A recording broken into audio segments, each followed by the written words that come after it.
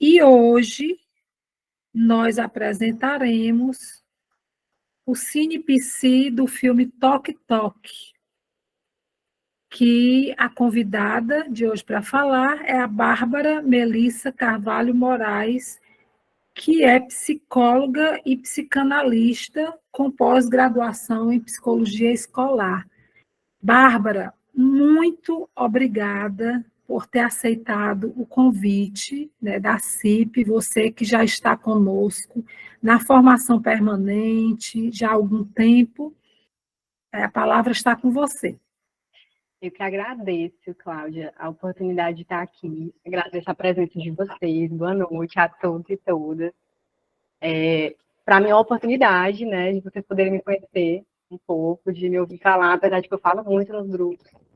Mas para mim é uma oportunidade mesmo estar aqui e um desafio também, porque é a primeira vez que eu apresento algo assim, né, online. Eu costumo muito falar pessoalmente, eu estava falando sobre isso hoje, que online tem essa questão de que fica gravado, todo mundo vai ver depois, aí tem toda uma pressão, né, por trás.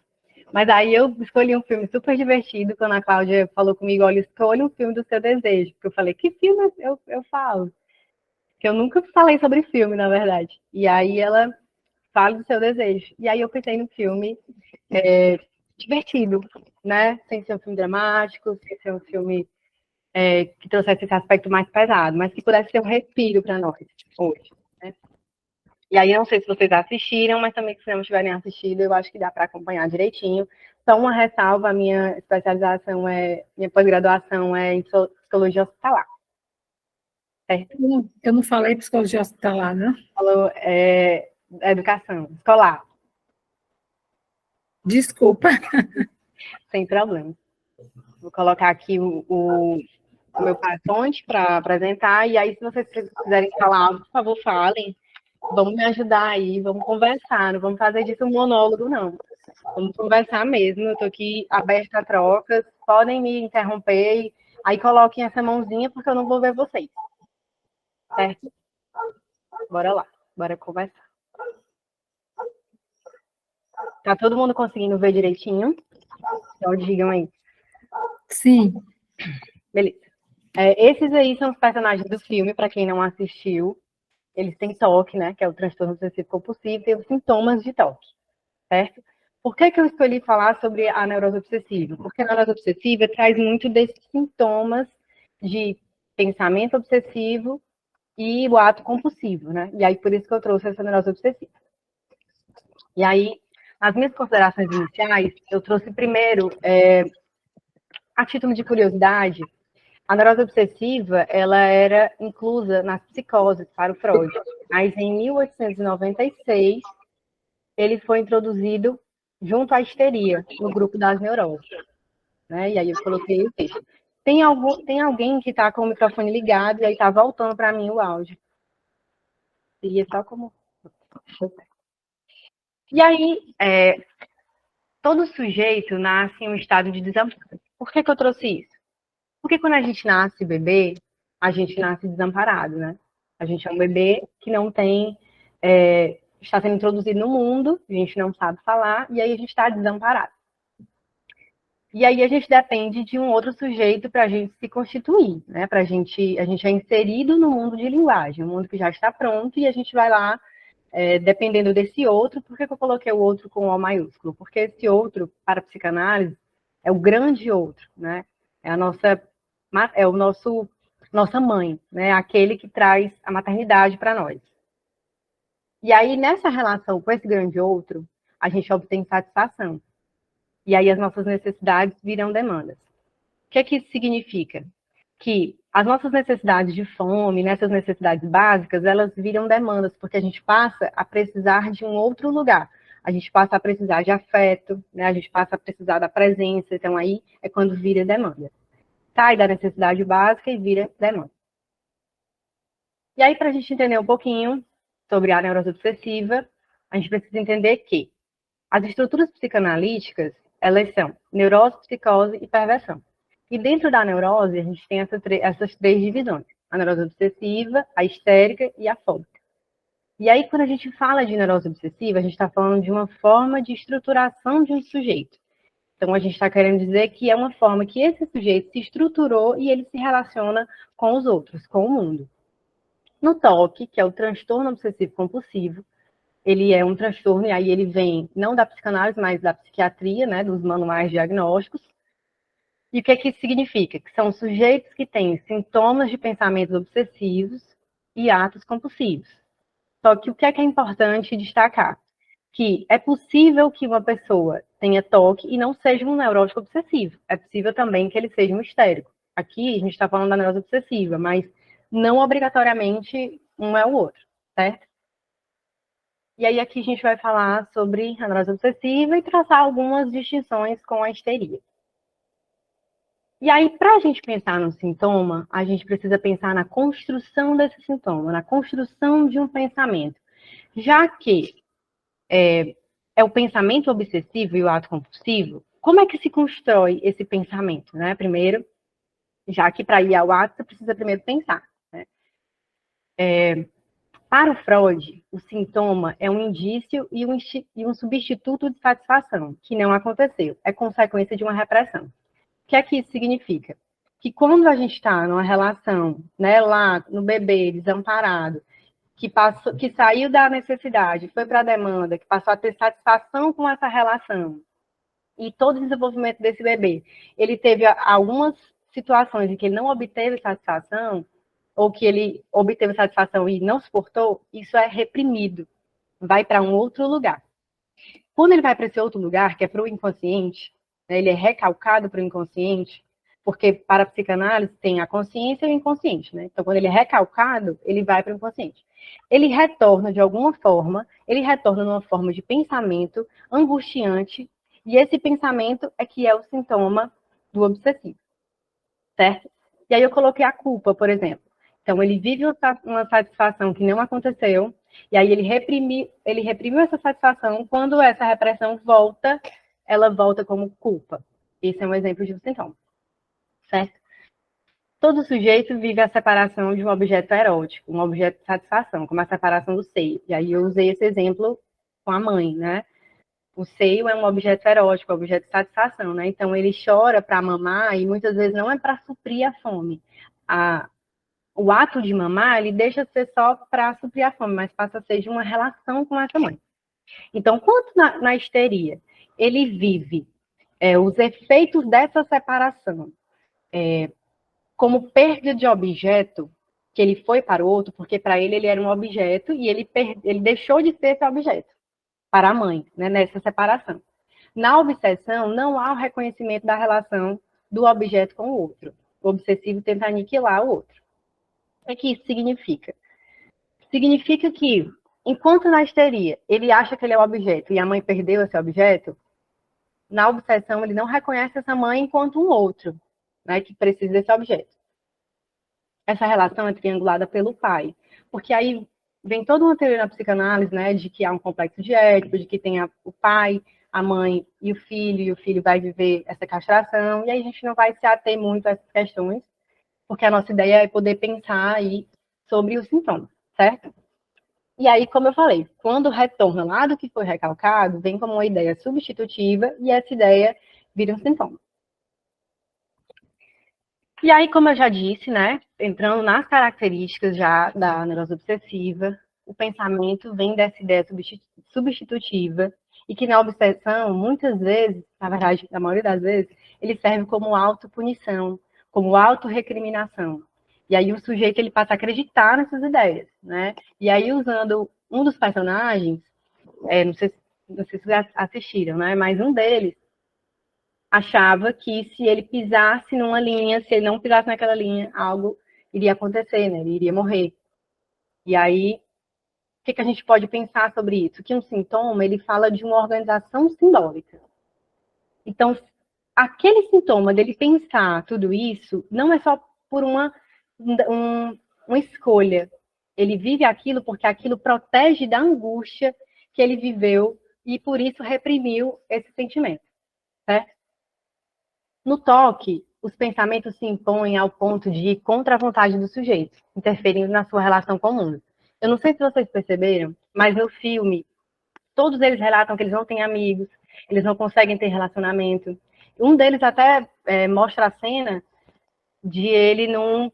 Ele tinha saído com a pessoa, com a mulher, e ele, com todas as questões dele do toque, ele não consegue ali se relacionar. Para ele é impossível, né? Porque pelos sintomas, né, é como se a mulher não conseguisse lidar com o sujeito dessa maneira. Então, isso afeta a vida da pessoa, né?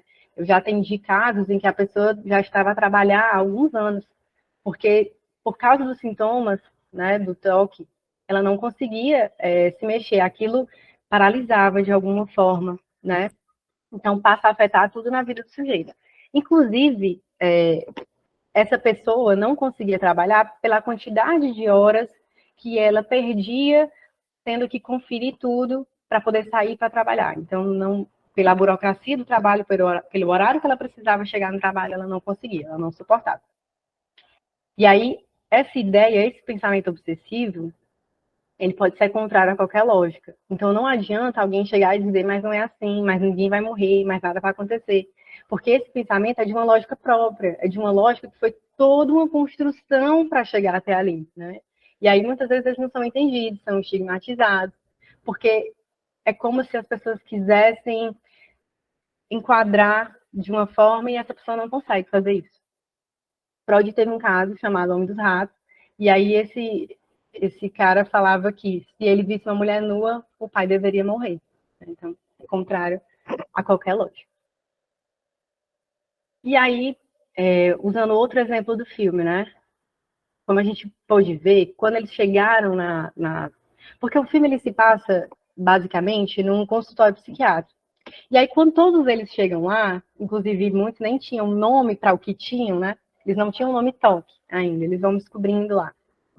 E aí, primeiro uma delas, inclusive, diz que não tem nada, que ela tá lá por causa de uma amiga. Então, para o obsessivo, é possível ele fazer ou resolver tudo sozinho. Ele não precisa de um outro, aquele grande outro, é como se ele não precisasse, porque ele não reconhece o outro, né? Não reconheceu naquela relação com o objeto. Ou melhor, ele tenta não reconhecer, né? Porque ele vive a experiência da falta da mesma maneira. E aí a resistência é sempre alta. O que é essa resistência? Essa resistência é não conseguir reconhecer que há algo e que essa pessoa é que é responsável por esse algo. Então, ele tenta de todas as formas, inclusive na análise, ele tenta de todas as formas achar que não tem problema algum. Né? Então, ele está lá porque alguém quis que ele tivesse, mas ele não tem problema nenhum. Ou se é apontado alguma coisa, não é problema dele, não é com ele, não, mas não é isso. Sempre não é. Então, essa resistência está sempre alta e a resistência faz parte de todas as neuroses, né? Mas no obsessivo isso é muito mais porque ele tem essa característica de se sentir completo, de se sentir inteiro. Todo neurótico, ele vive a experiência da falta, né? Então, há uma falta que ela é constituinte no psiquismo. Só que o obsessivo, ele não se vê assim, né? Ele se vê como inteiro, e aí é possível até que ele que ele considere que ele não precisa de análise, né? Ele pode resolver. Só que chega um momento que já afetou a vida completamente, já já não consegue mais se movimentar, o sujeito se vê impedido por causa do sintoma, né? E Lacan traz isso até no seminário da angústia que eu estava lendo recente, né? De que o sintoma ele serve como impedimento, não há o movimento, né? E aí é quando ele busca análise. E eu lembro que uma vez eu atendi um paciente que tinha a suposição de que ele era um obsessivo, mas ele tinha esses sintomas de toque. E ela disse para mim que só estava lá porque as pessoas estavam muito incomodadas com as coisas que ela fazia. E isso passou a incomodá-la. O incômodo do outro, não o problema dela.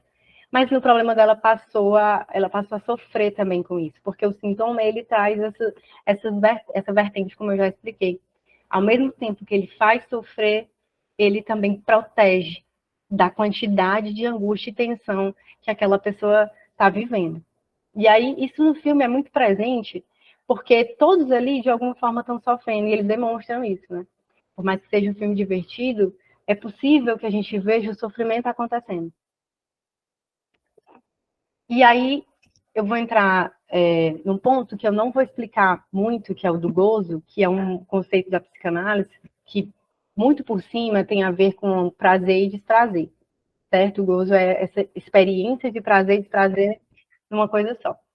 E aí eu trouxe esse trechinho que está no livro 4 mais uma Condições de Análise, do Anthony Quinay. Na tentativa de dominar o gozo do outro, ou seja, que esse outro possa ter prazer e desprazer de acordo comigo, para que este não emerja, o obsessivo não só anula o seu desejo, como tenta preencher todas as lacunas significantes para barrar esse gozo. Ele não para de pensar, duvidar, calcular, contar. E eu trouxe esse trecho justamente porque a gente tem um personagem no filme que ele tem essa questão com calcular, né? E aí é o tempo inteiro calculando. Ele é motorista de táxi. E aí ele passa o tempo inteiro contando quantos noves tem na placa, quantas vezes alguém disse tal coisa, quantas vezes... E ele tem essa questão de estar calculando o tempo inteiro. Então, esse calcular, ele tem um porquê. Né? Não é à toa. Né? Como a gente pode ver na teoria, isso tem um porquê. E aí, outra característica muito importante é que o obsessivo tem um impasse com a morte. Então, é sempre porque alguém vai morrer, porque algo vai acontecer, uma catástrofe vai acontecer e pode levar à morte, ou ele mesmo vai morrer. Uma das personagens, que é a que repete as últimas sílabas ou as últimas frases e últimas palavras, ela diz isso no filme, que ela passou a ter isso, né, do toque, quando o pai morreu. Então, ele tem sempre esse impasse com a morte, né? É sempre algo de trágico aí, né? Então, para o obsessivo, trata-se de uma questão sobre a existência. Estou vivo ou morto? Vou morrer ou não vou morrer? O outro vai morrer ou não vai morrer? Né? E aí, na histeria, é o contrário, né? Na histeria é o que ele quer, o que eu quero, né? Os impasses sobre isso, e não sobre viver ou morrer. E aí, outro ponto importante é a relação com o desejo. O desejo, ele está entre a necessidade e a demanda. Quando não é mais necessidade física, biológica, e quando não é mais demanda. E quando não é demanda, ele está ali no meio. Ele surge de uma falta estrutural. Não é uma falta de algo, mas uma falta da estrutura mesmo. Que o neurótico vive, né? Essa experiência de falta, como eu já falei. E aí há uma tentativa de anular o desejo. O que é que isso significa? Significa que ele não pode querer. Para ele não pode querer. Enquanto a histérica sabe o que quer e para ela vive uma experiência de incompletude, de insatisfação, né, a histérica ela é assim, ela quer algo e aí alguém dá esse algo, mas não era mais suficiente, tá? Não está tão bom, né? Então sempre é insuficiente. Para o obsessivo, esse querer ele não existe. E aí ele existe, na verdade, mas ele não quer reconhecer esse desejo, né?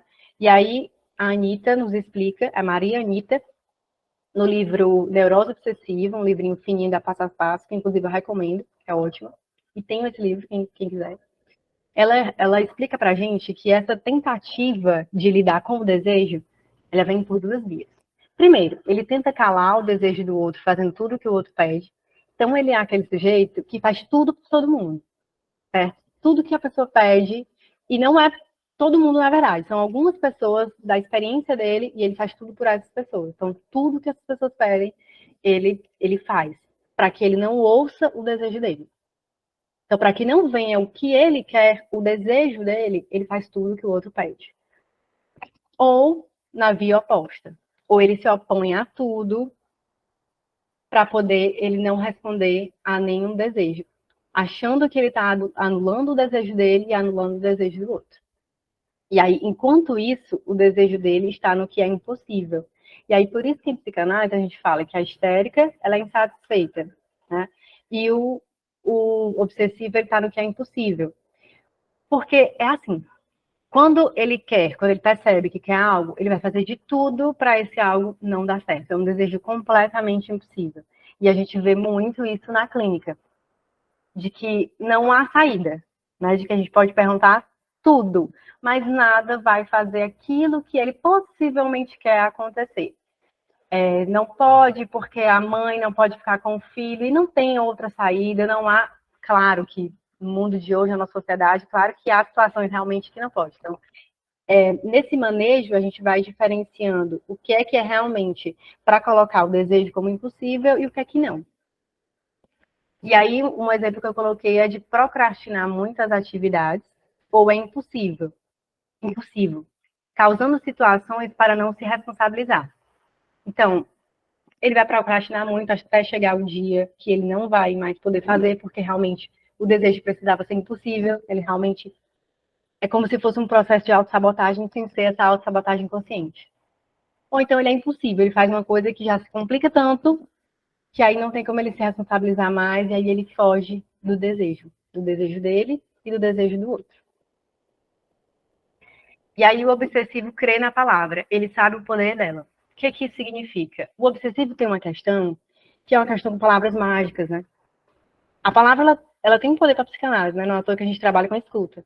E com significantes. Significantes é algo para psicanálise que tem a ver com a palavra. E aí, o obsessivo sabe disso, e aí ele usa de algumas teorias mágicas, né? Porque, como eu tinha dito antes, esses sintomas, esses pensamentos, eles servem a outra lógica, né? Que não é essa lógica racional.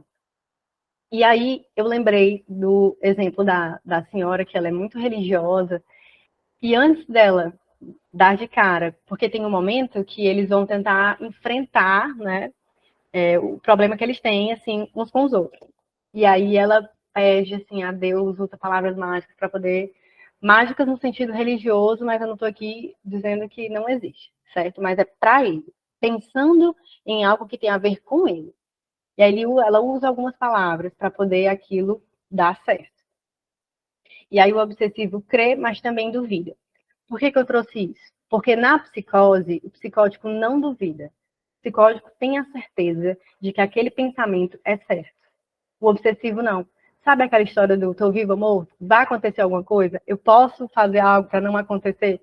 Então, essa dúvida é o que diferencia a psicose da neurose.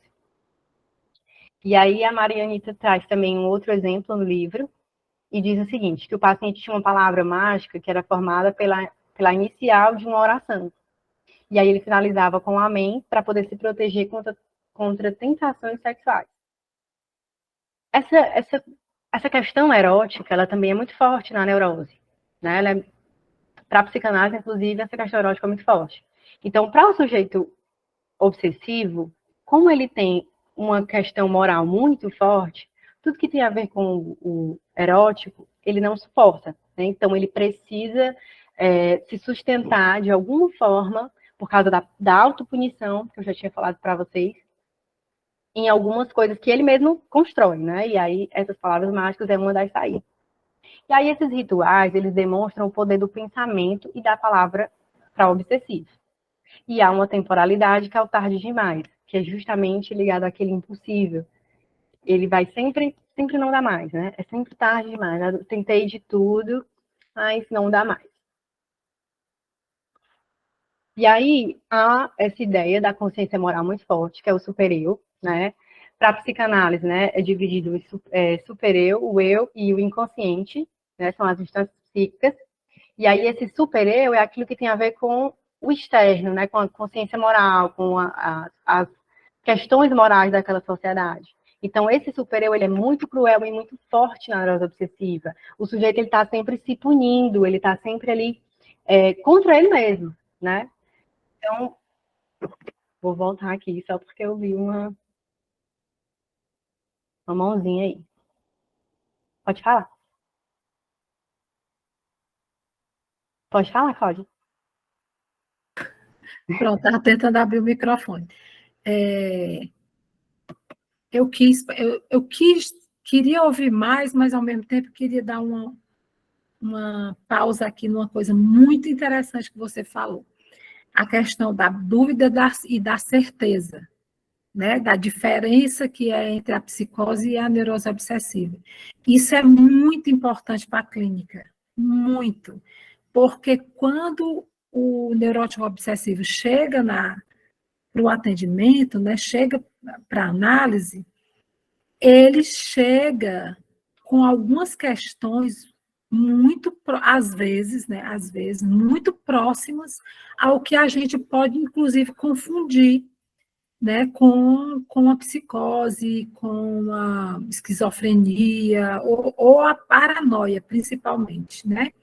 Questões tipo não conseguir sair de casa, questões de querer fazer as sessões online, inclusive de não querer fazer as sessões online por vídeo, querer fazer só a voz, que é uma questão muito própria da psicose, a questão do olhar. Sim.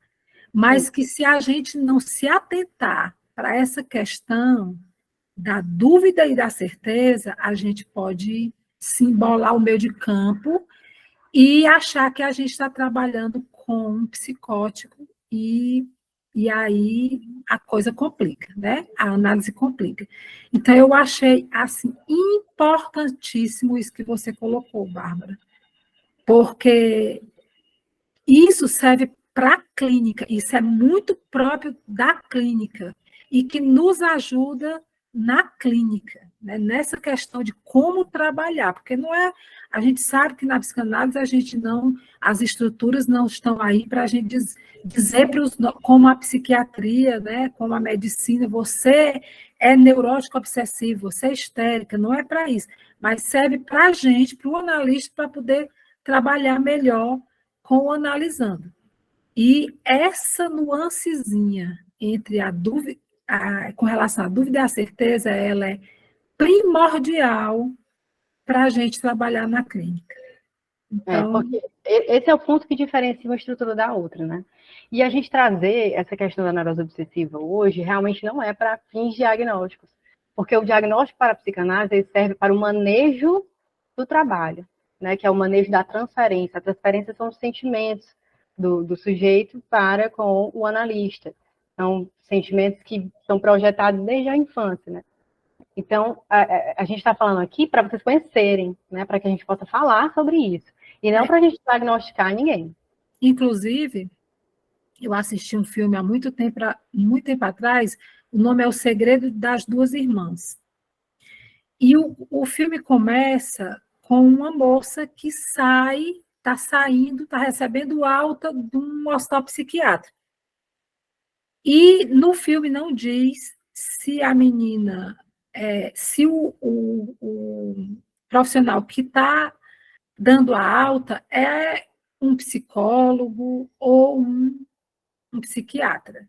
Uhum. Mas o que ele diz muito do que acontece no filme, né? Quando ela pergunta, é mais ou menos isso. Faz tanto tempo que eu não lembro exatamente o diálogo, mas ela diz mais ou menos isso.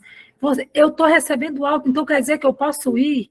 E aí o profissional que está dando alta diz para ela: vá e faça tudo que você não conseguiu terminar. Termine, faça tudo que você conseguiu terminar. Não conseguiu terminar. Essa frase, para um neurótico, é uma coisa, para um psicótico é outra.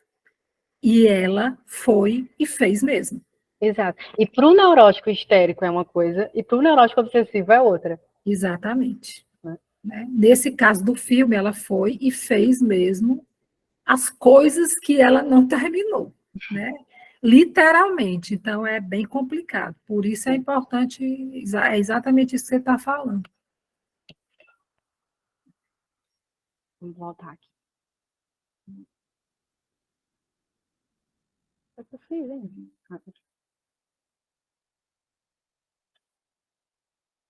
Pronto.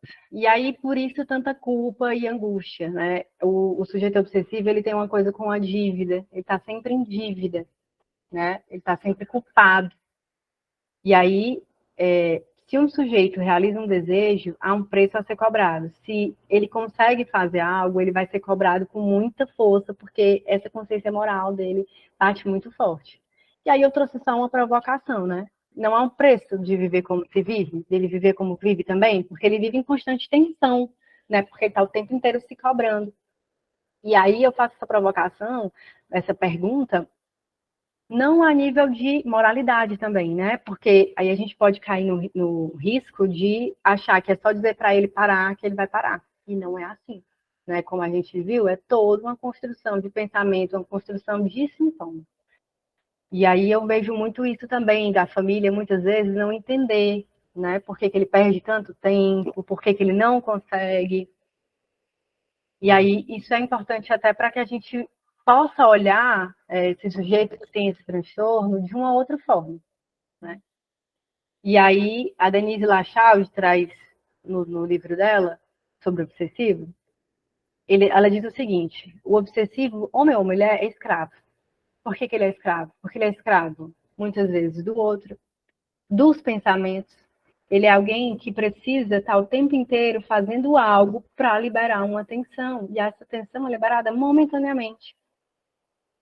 A primeira cena do filme é aquela personagem que é a religiosa, e aí ela vai tentar sair de casa, e aí eles mostram, de uma forma cômica, né, um pouco desse sofrimento. E aí ela tenta sair de casa, aí quando ela chega na porta, ela volta, aí ela pensa, será que eu desliguei o gás? Aí ela volta e confere se ela desligou o gás. Aí ela sai, será que eu fechei a tampa do pote? Aí ela volta, confere se fechou a tampa do pote. Aí ela vai e depois, será que... Aí ela volta. Aí, depois de muito conferir, essa palavra conferir é algo que eu escuto muito também dos pacientes.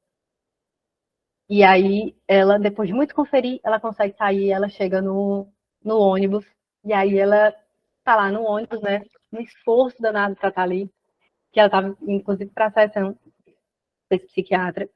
E aí ela chega lá no ônibus e aí ela escuta uma conversa de uma pessoa dizendo, de duas pessoas dizendo que a casa de alguém pegou fogo. Naquela hora, o mundo acabou para ela, porque o sujeito obsessivo também tem isso. Ele traz para ele as coisas que já são do sintoma dele, então ele já vai pegando isso, como se isso fosse acontecer na vida. E ela causa um pânico nela na hora do ônibus. E aí ela pede para descer do ônibus, ela desce, vai conferir novamente se ela desligou o gás. Então, assim, é um sofrimento, né? E quando esse sujeito chega na análise, ele já chega com esse sofrimento que aconteceu, né? Chegou na fase que ele está sofrendo por ele estar vivendo dessa maneira, porque já afetou a vida dele de todas as formas. Então, para o Freud, o sintoma ele serve também como um mecanismo de defesa. Se ela não parasse, não voltasse, ela não ia suportar aquele nível de angústia, porque é um nível de tensão e de angústia e de autopunição, né? E autorregulação, tudo muito forte. Então, ele também serve para proteger. Esse sujeito não conseguiria de outra forma, pelo menos sem a análise, né? Porque a análise traz essa possibilidade de poder ir além.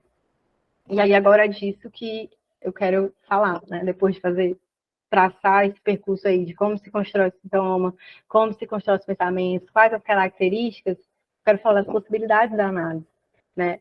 E aí, a primeira coisa, eu sempre digo isso para todas as pessoas que eu atendo, é que eu não estou lá para julgar. E é verdade, porque o que a gente escuta é a realidade psíquica daquele sujeito. Então, não interessa a mim se é um fato que aconteceu mesmo, se alguém confirma que aconteceu, algo que foi ali material. O que interessa é a verdade do sujeito. Né? É o que ele está contando e como ele está contando, como aquilo faz parte daquela história, como ele construiu aquela ideia. Né? E aí, esse ouvir, ele tem a ver com esse mal entendido. Porque não é sobre eu entender, né? É sobre eu não entender para ouvir aquela história, né? Para que ele possa se encontrar consigo, né? Ele se encontrar com o que fez dele ele mesmo, né? Ele chegou até ali por um motivo, mas ele vai ouvir muito mais do que o motivo que o levou a chegar até ali. E aí, como o obsessivo, ele acredita que manda o seu destino porque ele tem essa coisa do controle, né? Se ele não repetir a palavra, algo vai acontecer. Como ele acha que vai controlar, ele tenta ignorar o inconsciente. O inconsciente é aquilo que aparece assim, ele fura essa barreira que a gente tenta colocar, essa barreira consciente. O que é que isso significa? Um exemplo disso é um sujeito, eu não estou aqui generalizando, certo? Dizer que todo mundo que faz isso é neurótico obsessivo. Não. Apenas um exemplo.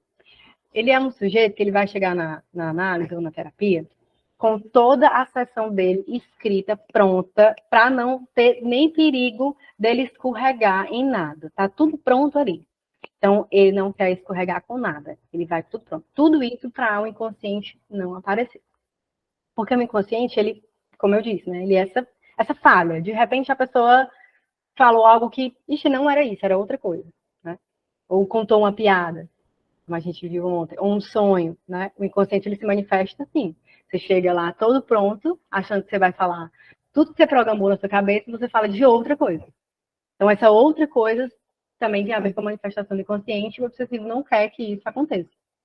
E aí, às vezes, o corte na sessão traz essa ideia de que vamos pensar em outra coisa, porque não é por aí. E aí, normalmente, também, o obsessivo é aquele que deixa para falar só no fim da sessão aquilo que é mais importante. Para ele não ter que dar conta do desejo, para ele não ter que dar conta do que ele quer. Então, ele vai contar um monte de coisa que não é aquilo que realmente fura tudo que ele preparou. E isso acontece muito nas análises, né? Quem é psicanalista aqui ou psicólogo pode concordar comigo que realmente a pessoa deixa para o último segundo para contar a coisa mais importante.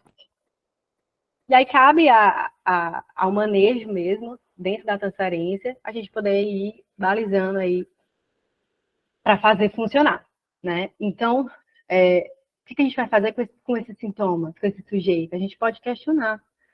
Não é questionar de que diretamente, né? Mas dentro de um certo manejo, a gente poder colocar para esse sujeito que esse sintoma responde a algo. Então, vamos tentar, dentro dessa história, repensar, né? Reconstruir, ressignificar tudo sobre a vida desse sujeito, né? E a nossa aposta é no desejo. A psicanálise, ela segue a ética do desejo, né? A nossa aposta é nisso. Então, tudo que o sujeito obsessivo não quer, como a gente já entendeu até aqui, é o desejo, que o desejo dele se ponha. Então, ele vai fazer de tudo para isso não acontecer, mas a gente vai apostar nisso, né? E aí eu trouxe essa questão de a gente poder pensar nas questões da cultura, porque a gente vive no meio, a gente estava conversando sobre isso ontem no grupo de estudo. A gente vive no meio muito acelerado, de muita tecnologia, de muita coisa. Então, esse aceleramento das coisas, ele traz para a gente essa ideia muito rápida de ter que resolver tudo. E isso, para um neurótico obsessivo, é muito complicado, porque ele tem essa temporalidade do tarde demais. Então, quanto mais acelerado, mais coisas, mais impossível, mais ele vai se complicar. E para a vida mesmo, para nós neuróticos, a gente precisa mesmo pensar nessas questões da cultura, porque a cultura traz esses impositivos que a gente precisa parar para analisar. A gente não pode fazer tudo que está aí disponível para nós, porque é isso que, por exemplo, a internet traz, né? Você pode tudo, você consegue tudo, seja a sua melhor versão, e nessa tentativa a gente vai se destruir muito, né? Então a gente tem que pensar nessas questões, independente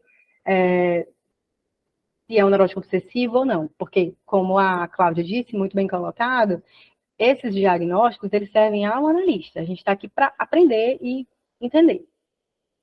E aí a gente traz ao sujeito essa posição dele diante do desejo e do desejo do outro, né? Então, é a gente poder repensar se aquilo é seu ou não, da onde veio isso, né?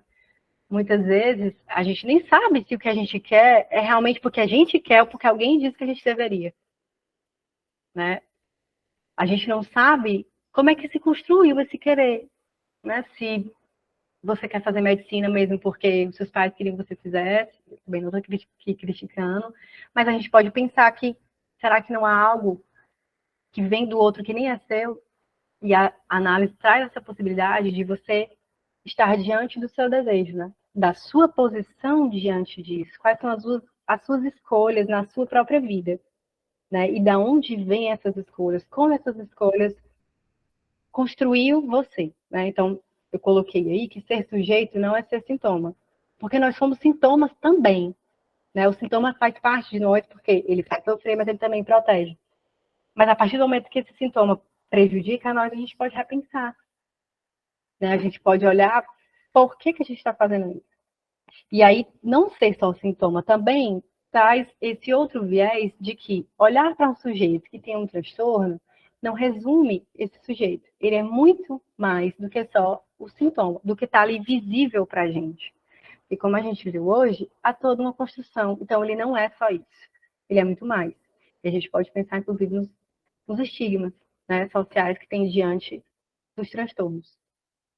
As minhas referências foram essas. Eu dei uma olhada em tudo que tinha neurose obsessiva, assim, mais fácil para a gente não ter que aprofundar muito, fazer essas relações aí.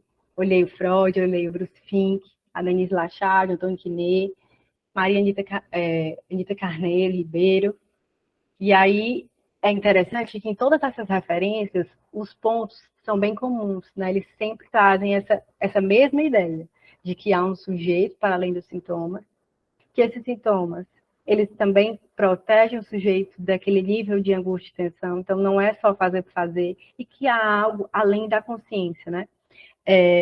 Eu lembrei de um caso que eu atendi também, de que esse sujeito, ele lavava a mão até cortar a mão, então a mão sangrava, e ele sentia dor. E ele sentia dor e aquilo fazia ele sofrer. Mas ele não conseguia parar. Então, no momento que a gente traz humanidade para isso, né, que a gente vê que não é uma escolha, a gente pode olhar de uma forma diferente. E aí eu agradeço aí a paciência de vocês, eu vi, e eu estou aqui para a gente conversar.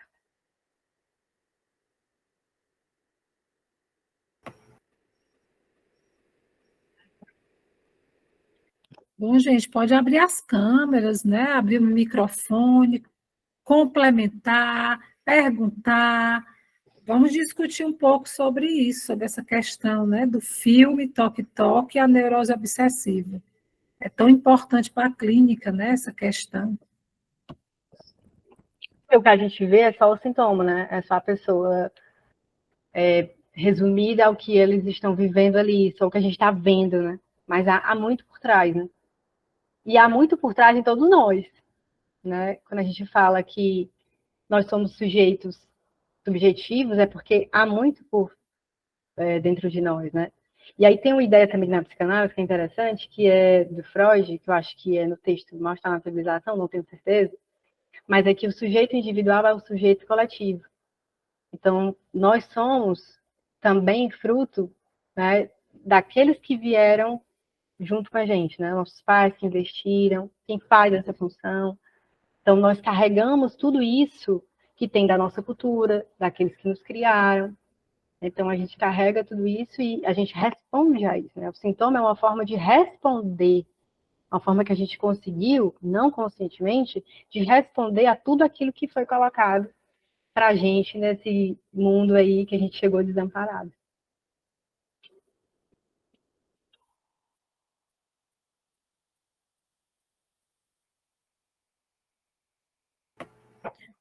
Alguém gosta de perguntar, de colocar alguma questão? Dúvida, choro, reclamação. Gente, vou falar rapidinho, né? Boa noite. Abre a câmera aqui rapidinho também. Meu nome é João Pedro, né? Eu sou estudante de psicologia, é a primeira vez que eu participo. Então, para mim é um pouco novo, né? Mas eu achei super interessante. Já tinha assistido o filme antes. Comecei meu caminho na psicanálise agora, então é interessante ver por esse lado na clínica, né? Hoje eu faço estágio de atendimento também, então encaixa muita coisa. É legal ver essa correlação com o filme, né? Das neuroses. Me ajudou, assim, a perceber algumas coisas também dos pacientes que eu atendo. Então, eu não tenho muito a comentar ainda, porque eu também estou aprendendo, né? Mas acho muito interessante Estamos todas as todos. colocações.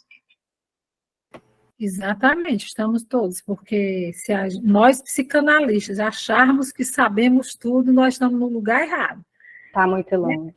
Agora, João Pedro, você é o primeiro que você assiste, né? Você está inscrito no canal?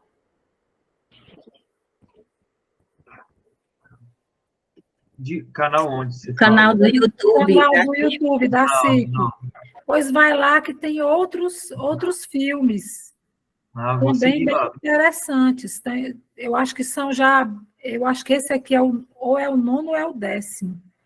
Então vai lá no canal e vê os outros filmes que eu acredito que você vai gostar muito. Já estou pesquisando aqui, obrigado. Tá certo. Mais alguém queria colocar alguma coisa? Neide? Cadê você, Neide? Estou por aqui.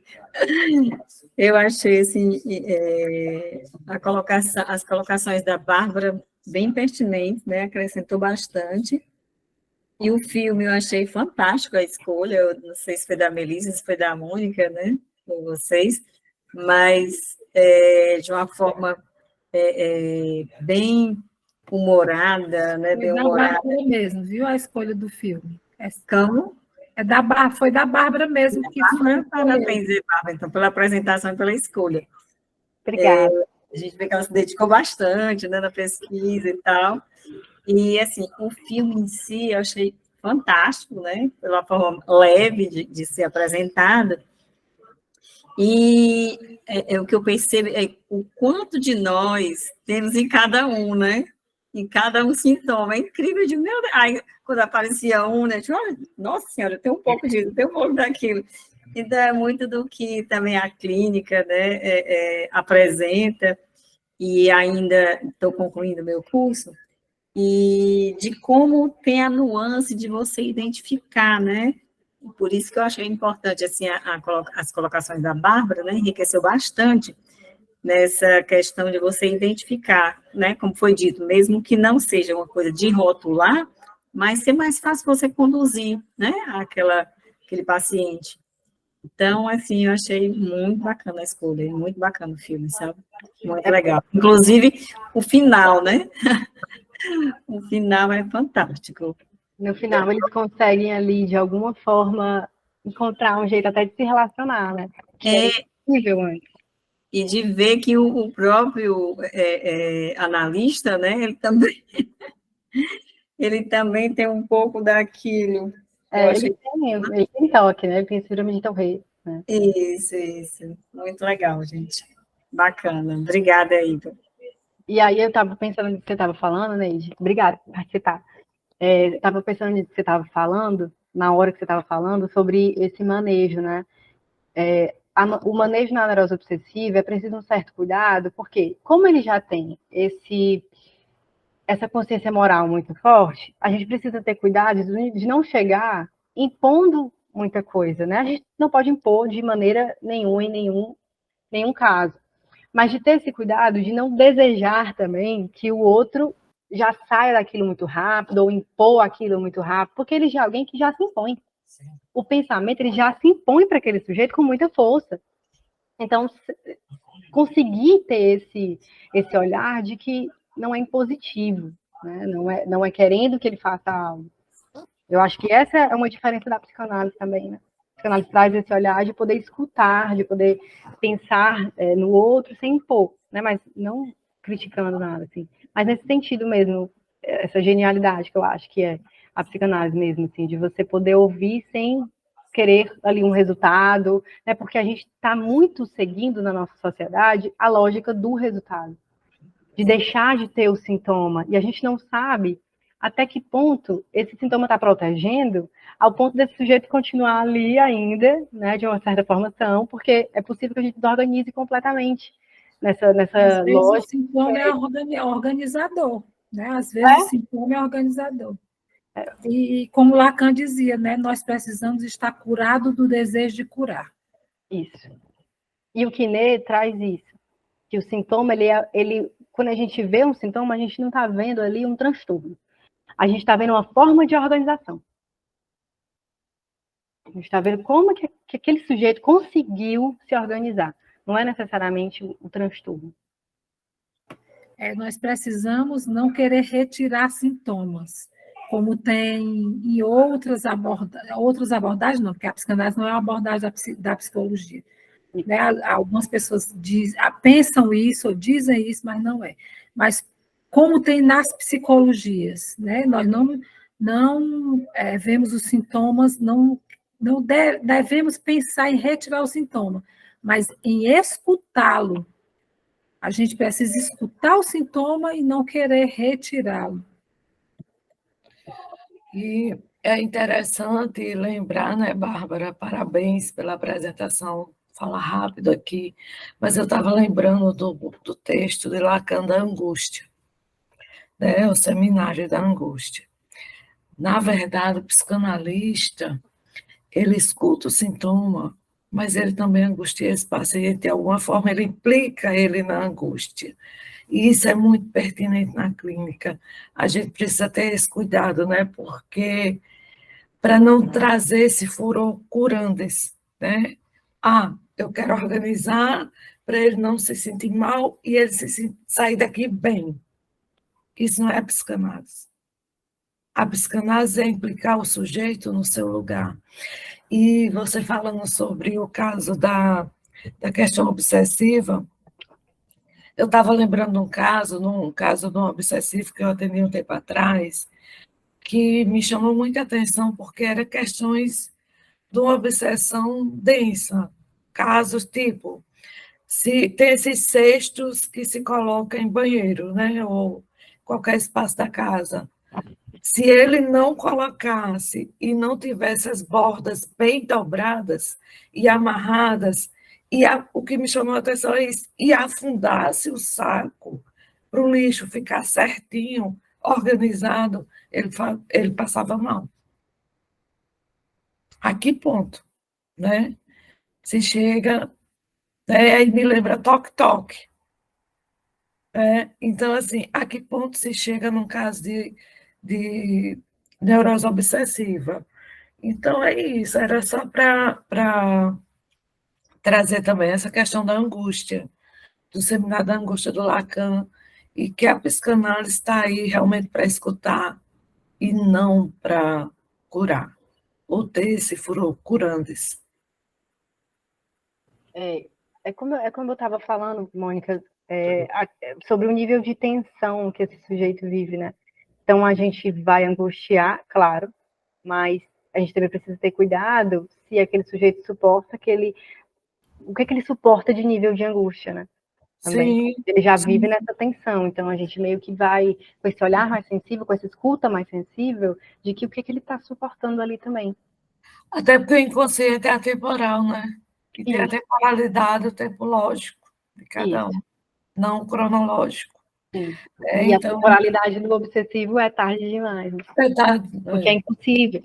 É impossível que ele se coloque, se ele se colocar, para ele é da ordem do impossível, né? Fazer de tudo para não dar certo mesmo. Muito bom, viu, Bárbara? Parabéns.